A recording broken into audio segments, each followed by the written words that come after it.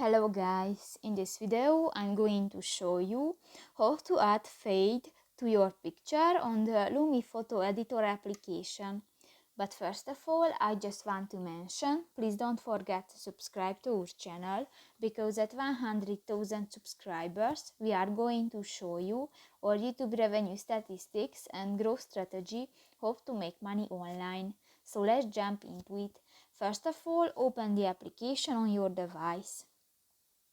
Select a picture and go to the adjust button next to the filter option at the bottom of the screen, and here in the adjust section you can find the fade option next to the vignette button, and here just drag the circle in the line and you can add fade to your picture.